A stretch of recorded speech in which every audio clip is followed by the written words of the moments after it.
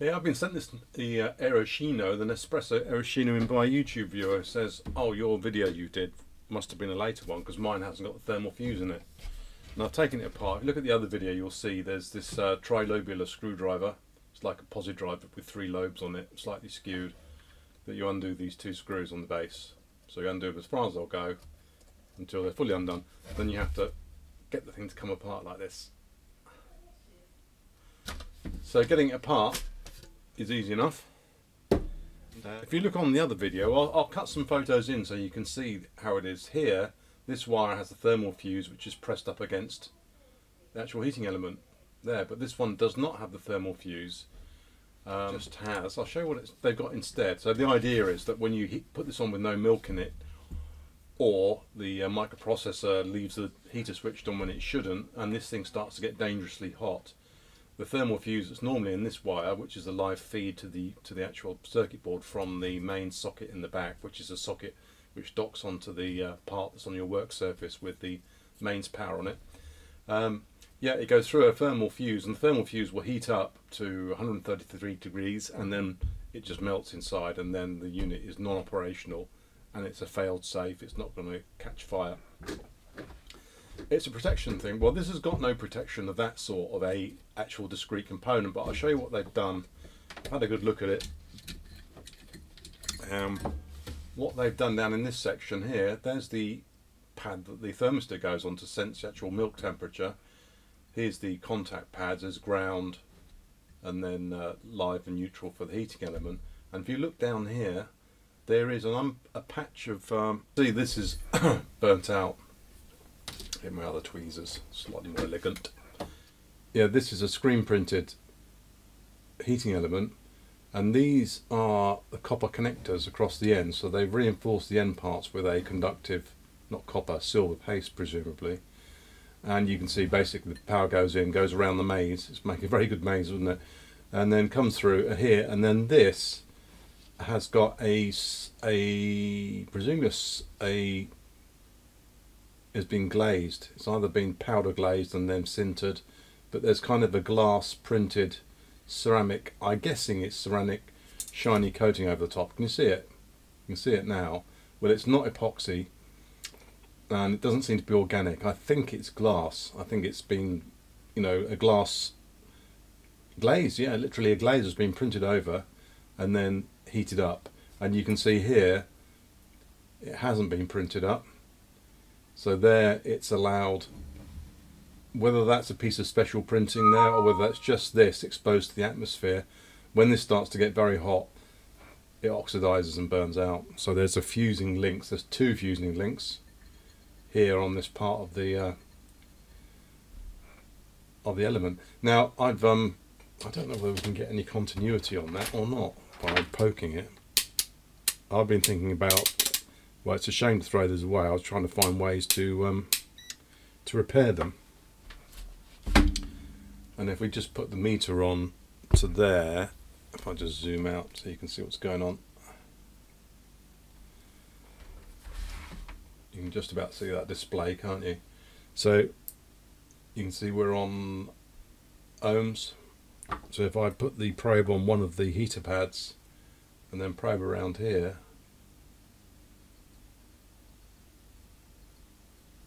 no, so I can get no continuity at all. In fact, the heating element is open circuit completely. Yeah, so that's open circuit. So the question is, how do we repair this? Can we repair this? Is it possible to repair this at all? We don't know, right? But what I have bought, I bought a selection of conductive silver glues. This one's a cheap one, but it's basically powdered silver in a paste with some kind of volatile mixture with it, and it'll cure at room temperature, or you can cure it with heat. They are stable up to the heat we're looking for. Okay, so that's the important thing. I think they will survive the heat if we can make a reliable connection.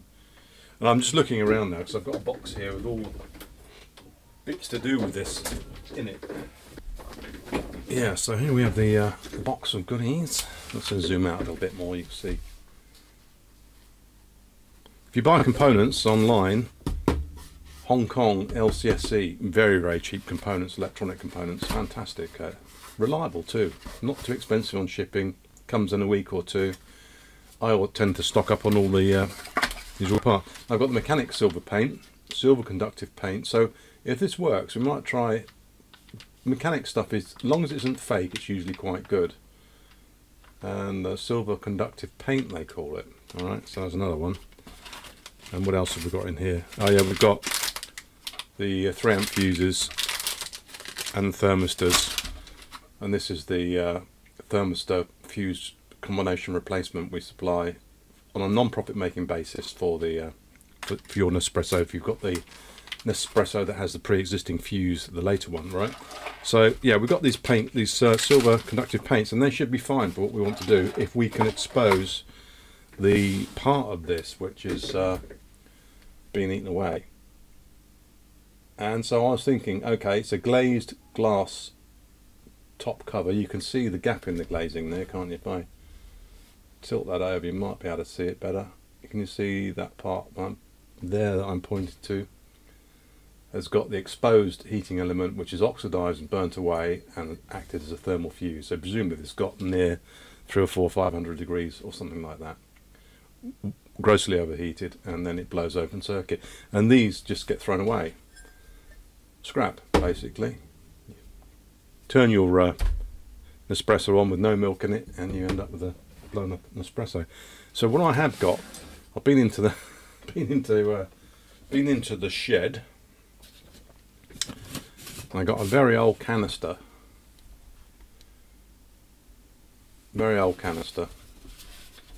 If we look inside here,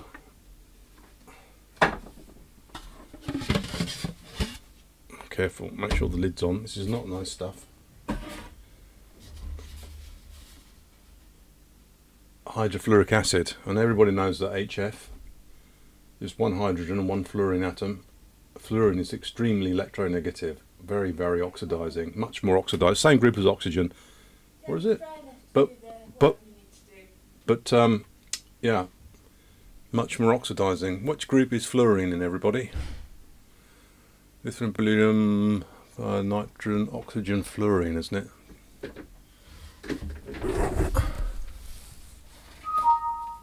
Yeah, so this isn't the hydrofluoric acid, HF. Fluorine is in the halides group. It's like bromine and chlorine, but much more oxidizing, very strong, and it will react with glass. So I'm wondering if we put some of this over this part here, whether we can etch away the glass coating on the top to expose the conductive stuff underneath. Now of course it also depends on what the conductive stuff is, whether this will eat away at it or not.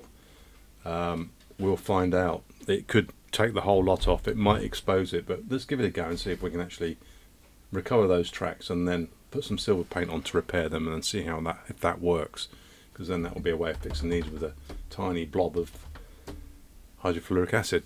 So be careful with that, get my gloves on, and we'll put some on.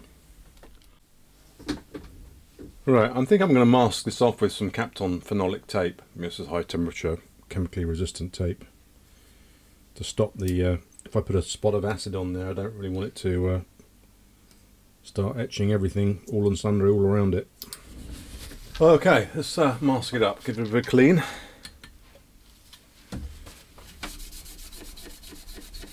No harm in masking, I always say. Right, let's get a bit of Kapton tape. Take it you all know Kapton tape, all you electronics chappies. If you don't, look it up, it's very good. High temperature, very sticky. Used to be used on aircraft until I found a couple of aircraft. TriStars have been brought down by a fire, electrical fire. If you imagine all the looms and the cables in the cargo hold wrapped in this stuff as a binding around the outside, and everybody thought it was very high temperature and very non-flammable, but what they didn't know was that when you got it up to plasma type temperatures, it would make a fantastic plasma arc for electrical arcing, you know, to burn the cable away, especially at lower pressures, atmospheric pressures. So what they've done is accidentally wired their planes up with massive firecrackers. Once they started, they went off and flared all the way down the length of the cables and brought the aircraft down. So they had a big program of refitting the planes with safe wiring. So they had to take the wiring looms out of these planes and remove the Kapton binding and rebind it with, I'm not sure what else they used, something else to do the job.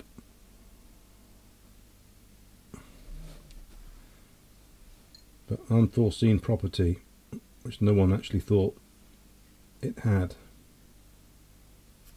Happens quite a lot. The scientific community learns something. There's a chemical called nitromethane. It's a liquid which is used in as a fuel substance, a fuel augmenter for high performance drag races and so on. It's basically methane with a nitrate group on it with 3 oxygens.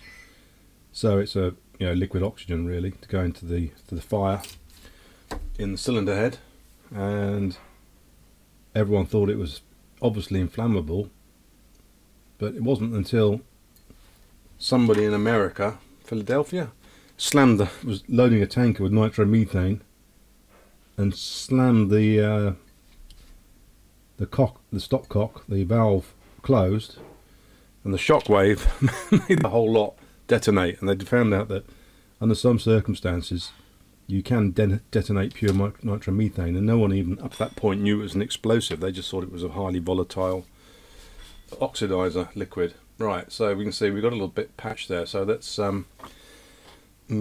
get the nasty stuff out. Hold on. Actually, I'm just going to wipe that off again to make sure there's no adhesive left over the top of the glass that we want to etch. Okay, so here's with the evil acid coming out.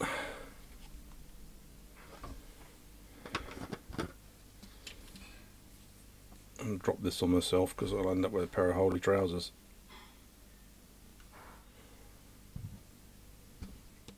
There's the evil chemical that's going to eat the glass off the top of this thing, if it works. It might not work, let's face it. Might be a complete bloody waste of time.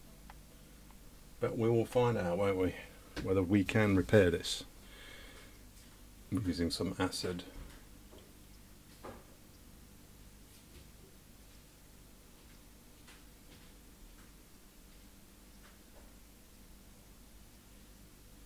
There we go. Now I don't know whether I'll have to put another application on or not. This is all new to me. You can see it bubbling. Shall I put it on telemacro? You can have a look. Oh, I think I've got some on my finger. Yeah, so there goes. There's a bit of bubbling, isn't there, there? You can see it changing colour. Slightly, would you say?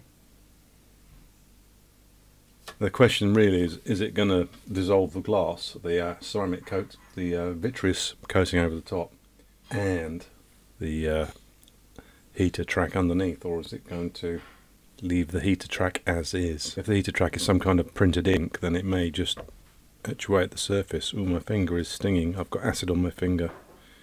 Wow, that stings. I'm going to go and wash my hands. Okay, let's soak that up. If you do this at home, put some gloves on.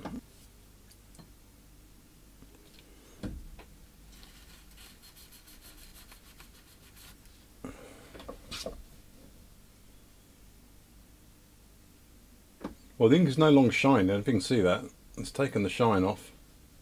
That's IPA there, that's not acid that you can see, isopropyl alcohol. Let's just see if they've got any connectivity between, so we actually get anything to connect now. See if we've got any connection there. We're on the ohms range. Well, we've got connection, but it's still in the order of megohms. I don't think 36 megohms is going to pass much current, do you? But it's taken the glass off, look. Can actually contact on that now. Yeah, so it's taken the glass off. You can see the connectivity there that we've got, but it's try this one. Yeah, so we're getting somewhere. Let's have a quick spy with the old eyeglass and see whether I'm going to give it a bit more treatment, actually, a little bit more acid, I think. Just try it for another 10 minutes, see what we get.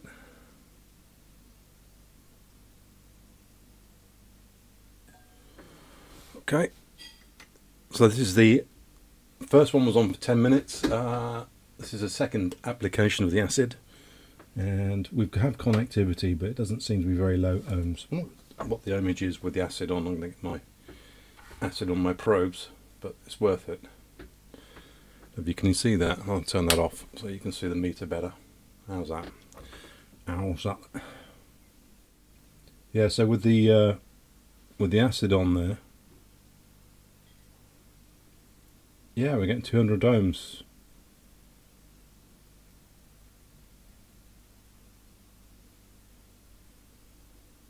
Still pretty high though, but up to that end. Let's try this connection here. 6.1 ohms. Well, hey, so it's breaking through the vitreous layer into the printed heater track underneath. This question is, are we actually etching it, do you think? Let's have another look. You can see the damage that you can see in my scope, not my scope probe, you can see my meter probe has been scratching the ink, can't you? And that wasn't happening before because the ceramic was in the way. So I'm wondering if that's just about it, really. Well, it doesn't seem to be eating away at the ink in any big way, does it? You can see the scratches I made with my probe, but maybe the ink is immune to the acid, which you'd expect to a certain extent if it was an organic ink or an organic based ink. But also you'd expect, is it silver? Do you reckon it's silver? Let's see if silver is soluble in hydrofluoric acid. Yeah, because silver fluoride is a chemical and it is soluble in HF. So I'm wondering if I should stop that now. It might not be silver, it may be some other kind of metal, I don't know, copper even perhaps. Copper fluoride, we all know about copper fluoride, so that's soluble. So I imagine most metals are soluble, so I'm going to stop this now and try again. Yeah, it's looking a bit lighter. Yeah, you can see patches where the etching's been removed, can't you? I think just about. If you look around this area, some of the coating has been removed there. There's a tiny shiny specks left here, so it's just about breaking through. In some areas it's got further than others. So just lightly with the meter, let's wipe the acid off the meter probes. Oh, it's cleaned up my meter probes nicely.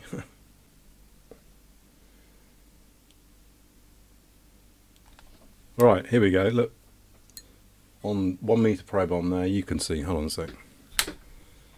Let's see the meter better. Let's move that piece of acid rag out of the way.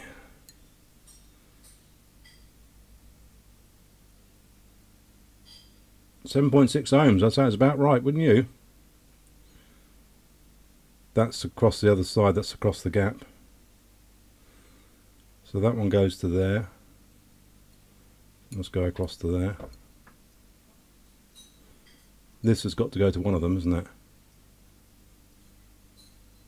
Oh, there's the other one. Yeah, so I think if I put my conductive ink on there, we might be in business. We may have a repair on our hands. I'm getting excited now, aren't you?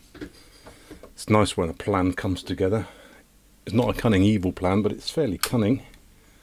Let's put some ink on and see what we get. Right, what do we need to do about ink? Right, so let's just take this off. That has etched it beautifully, actually.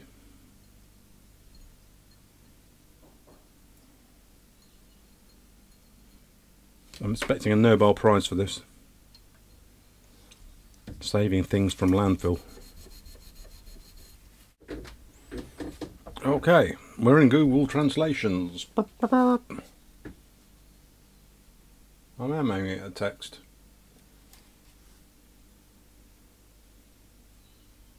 Silver conductive paint, yeah, we know that. Indoor shade, 23 degrees. Dedicated mobile phones, silver paste.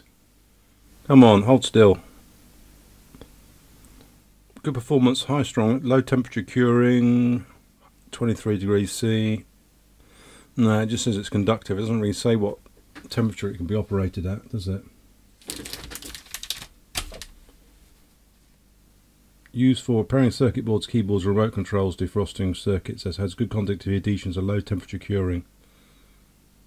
Normal temperature curing and heat curing.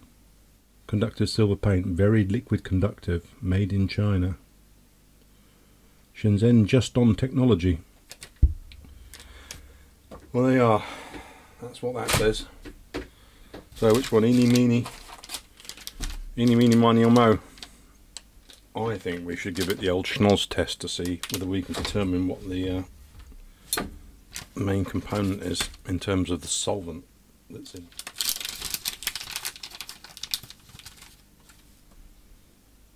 It looks pretty silvery, look. It's got a sheen to it. Mechanic is the best known brand, but then I've got some Mechanic low temperature solder which just bloody isn't low temperature solder. Right. So, sniff.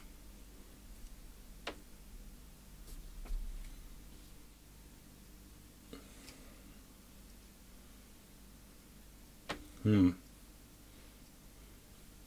nose is being engaged. I detect certainly not cellulose. It's not polyurethane. It's acrylic, I think. That smells like acrylic to me. The closest thing is to an old emulsion brush that hasn't been washed out properly. Let's have a sniff of this one. So this is the other one. This is this one going under the sniff test by the magic snooter. Come on, don't be shy. Here she blows.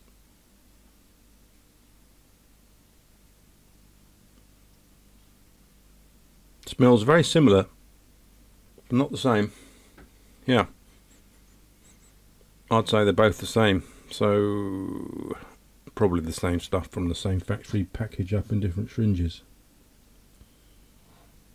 Which one to use? I'm guessing the Mechanics one is going to be the one that's more available, more readily available for everyone. So I'm going to use the Mechanics solder paste. Of course, with one of these you could probably repair 20 or 30 if it works. I mean, it might not work, so you might be repairing anything at all. Oop. So let's use this. I think this tube was about $3, but there's 0.3 mils in there, but it's plenty for what we want. Oh, look, the needle is sharp. I've just done a prick test on myself. My prick, the prick is working. It would have been spectacular, but I'm not going to do that. Right, okay, so here we go. Let's go into macro mode again, or tele macro. Let's use a squeegeeing approach. You can squeegee the ink over the top. It might work, might not. I'm using thin insulation tape this time. Okay, that's one side done. Let's do the inside, slightly different radius required. Okay, so that's there and there. What are we going to use up the middle? Let's put some... I'm not sure I've got a Kapton that's narrow enough actually. So here's the narrowest Kapton I have. Kapton, my Kapton. Okay, so the adhesive didn't really set at room temperature, so I baked it in the oven at 100 degrees for half an hour. See the meter? And got 11.8 ohms, so yeah, it's making contact, isn't it? But as you remember that I need to remove that strip of Kapton tape that's up the middle, which is just here.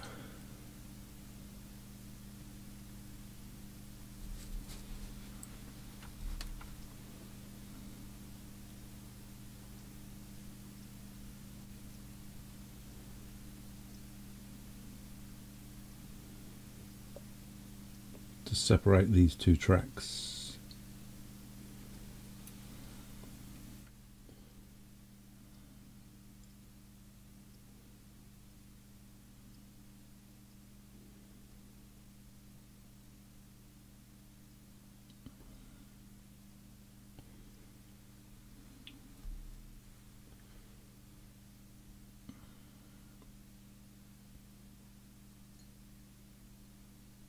It is tricky.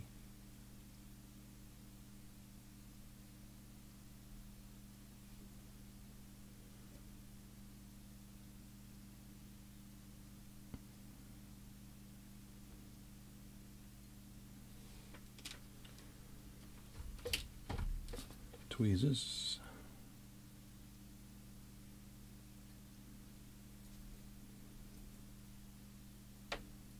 Bear in mind there won't be a massive voltage between these because these are next to each other in the circuit, so there'll be 20 volts or something between them.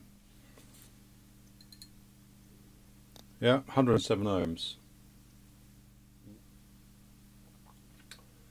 So as you recall, the power is V squared over R. It comes out at 538 watts. So yeah, it's connected. So the question is it going to stay connected when we try it out? So I'm going to put it back in the oven for another hour or two just to finish the curing. And then we can come back and try this sucker out and see if she works or not. What do you think? What are our chances? Place your bets. Let's give it a go. I'll go and bake it for another hour or two at 100 degrees and then we'll fire it up and see if she works.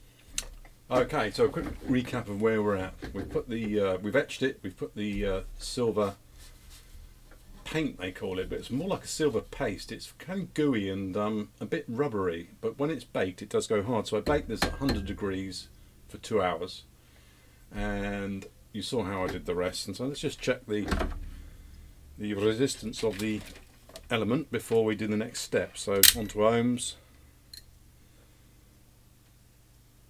And we've got 104 ohm resistance, which is about right, 104 to 115 I think normally they are.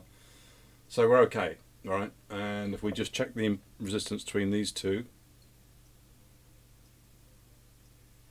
93 ohms, so good, yeah, they're not shorted or anything else. Okay, so we're just going to protect this silver paste or silver paint with a little bit of JB Weld. It's an insulator, it's good for high temperature up to 500 F, and it'll just protect that little bit of silver paint from cracking or being knocked off. So just a little bit of JB Weld. Very good stuff. If you need to make the JB Weld a little bit more liquid, you can put acetone in.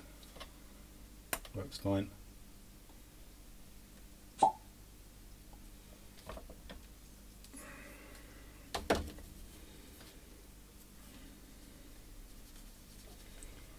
Give it a good mix.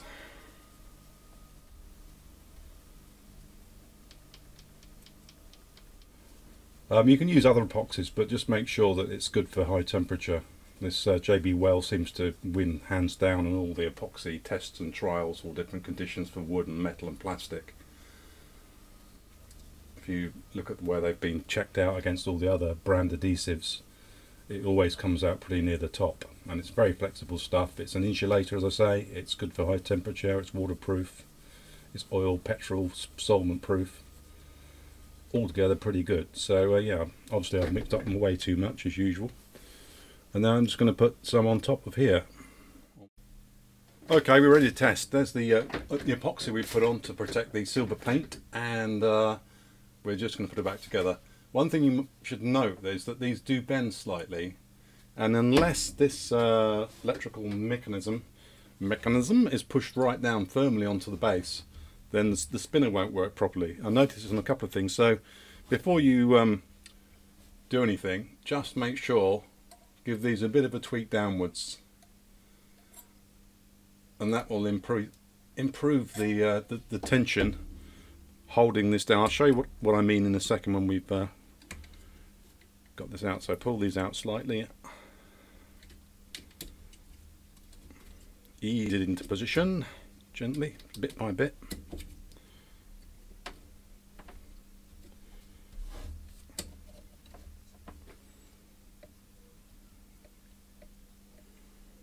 And you can see what I mean there. Look, you can see these, if you look down into this part here, you can see these stops are supposed to be pushed down onto the surface, so it's sitting down properly, and the magnet that drives the spindle is fully engaged.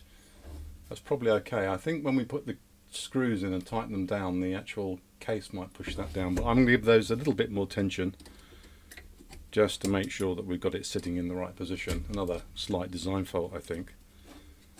So pull those out slightly,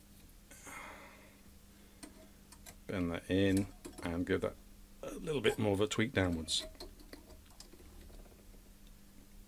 There we are. So you can see at the moment they are angled in slightly down, sloping towards the actual base. So let's put it back together again.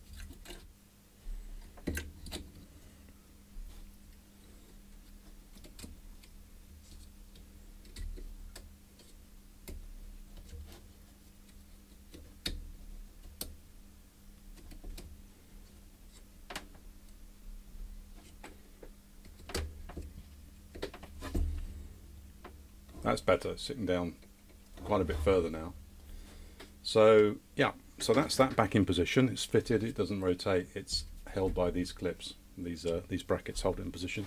Now on the actual canister itself, you can find there's a rubber button in the canister normally.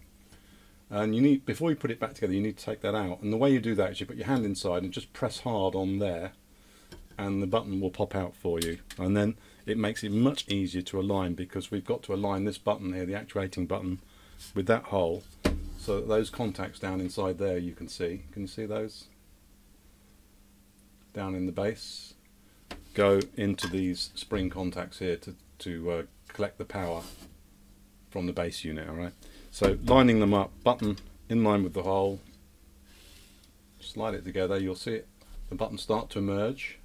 You can see it just coming, so we're in position, it's in the center of the hole, and if I just put it on the top and then push down, now it's lined up, right? Okay, no need to do the screws up at this stage, the screws in the base, because what we're going to do is just give it a quick test to make sure that it's working okay. So I will then fetch some milk. Right, so make sure the twizzler's in position. I've just washed the thing out, put some milk in. Do too much now, I just want to see if it works or not. And then it's plugged in and on the base obviously, and I'm just going to poke the button with a stick.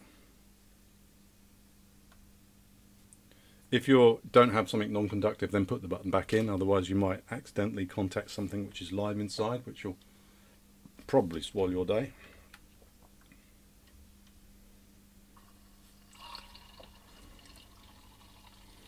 And there it goes. So the question is it heating up? We'll find out. There it goes, it's frothing. Oh, it's getting hot. Could watch this all day. The light is on, it's steaming now. So the element is working. And there it is, frothy milk, it's worked. So yeah, it's working, so it's hot, it's steaming. Yeah, it's hot. So that's working now. So we just need to reintroduce the thermal cutout. You bear in mind the part that burnt out on here was the thing that normally fails on these when you put it on without any milk in, and it overheats and oxidizes and burns out that link. So we replace that link with conductive silver paint. So we need to reintroduce a thermal fuse, which is what they fitted to the later versions of this. It was a replaceable thermal fuse. So we just need to put a thermal fuse in, and then we're in business. We've done the repair, so let's get the thermal fuses out and go on to the next stage. So here's the thermal fuse kit. So you can get them on eBay. I sell them on eBay at a non-profit basis. So you've got 3 amp fuse, and you've got the 133 degrees thermal fuse, and they're crimped together. They come like this, crimped together in a packet, and we just wrap them in Kapton tape for insulation. The original uses a PTFE sleeve, but we prefer to use Kapton because A, it's much thinner and conducts the heat better. So what we need to do is find the Kapton tape. Right, so we're just going to get the Kapton tape and roll this in Kapton. Obviously these are crimped onto here. There's like a metal tube which you lock onto the tube, because if you solder it, the heat from your soldering iron will blow the fuse before you even get to use the thing.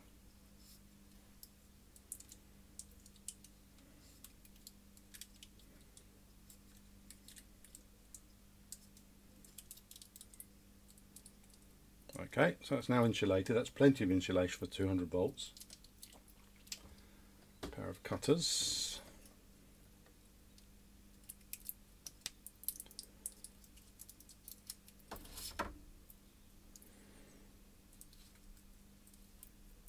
Okay, so that's the first stage, a bit of Kapton tape around the actual fuse. This is the metal body of the fuse that needs to be in contact with the heating element to provide protection for overheating.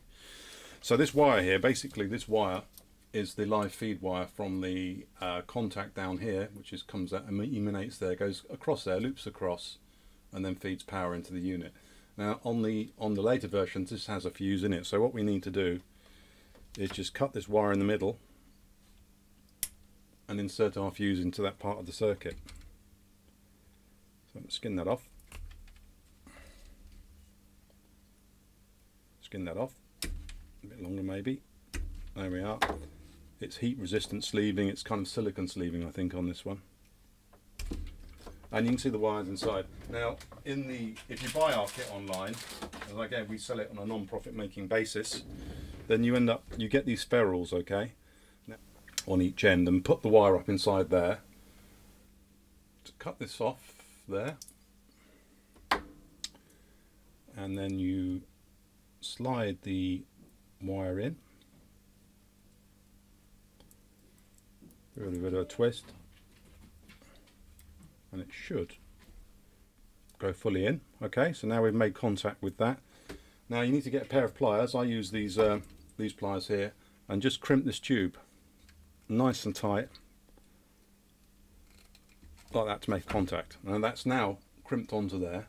And when you do the same thing on the other end, okay, on this end we use a slightly larger ferrule because the wire is bigger, so slide the ferrule over the connection, slide the wire in,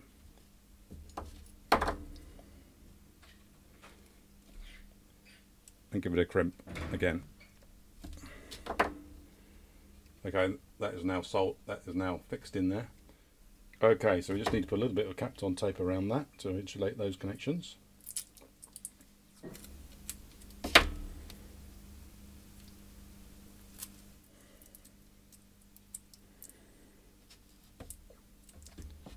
I would use PTFE sleeving normally, but I'm waiting for it to arrive. I think the kit that I'm going to put online for anybody that wants to try this process would be a tiny drop of phosphoric acid in a little ampule,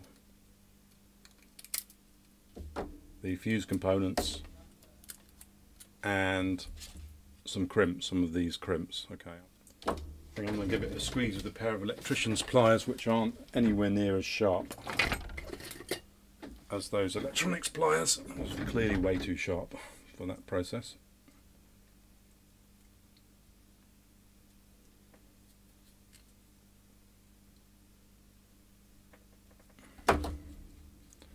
That's it. Okay, so that's what it looks like when it's done. And then again, some more Kapton tape just to insulate that connection. Okay, so there you have it. That's the fuse arrangement. So what we need to do is put this back in here again once more. Come on, baby, get in there. Okay. So that's now in. Actually, that wire there needs to be on the other side of that bracket, doesn't it? There we are, like that. Okay, so yeah, normally on the later modules there's a clip under here which holds that in position. We just need to hold that in position and then bend that up slightly. That wire there. This is the thermal fuse here, which needs to be in contact with the heating element, all right? And we're just going to put a little blob of silicone on there to hold that in position. So we've got this stuff is Tianmu silicon. It's white, neutral cure. I'm just going to put a blob of this down here to hold it in position, in contact with the surface of the heating element, to make sure we get good connection. So that's in position now onto the actual unit, and the silicon is a good conductor of heat, so that will hold it in position. It's next to our repair that we did for the element. So all that matters now is just to carefully, oh, this wire needs to be on the other side of there as well. What am I thinking today? No, I've been drinking last night, more the question. Take that off, take it around there, back down into that position. So there it is. Thermal fuse is in contact with the heating element with the silicon. The silicon is a good conductor of heat. The Kapton tape is providing the insulation. The 3 amp fuse here is providing the 3 amp fuse protection for the unit. And so that's the repair done. So now if we just put her back together, final assembly, the final assembly, carefully lining everything up as we did before until the button is aligned. Where is the button gone? Where is the button gone? There's the button. And then push it in. And get the screwdriver out and do up the screws. So let's do up the screws. Yeah. Tighten that one, smooth slightly.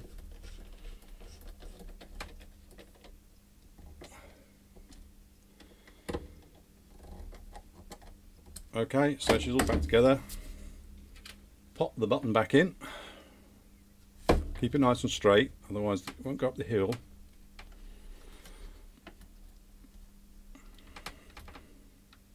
And you can hear it, if you just press it, you can hear it clicking, so that's working. Put that on there. Twizzler is inside. Put some milk in. Turn it on.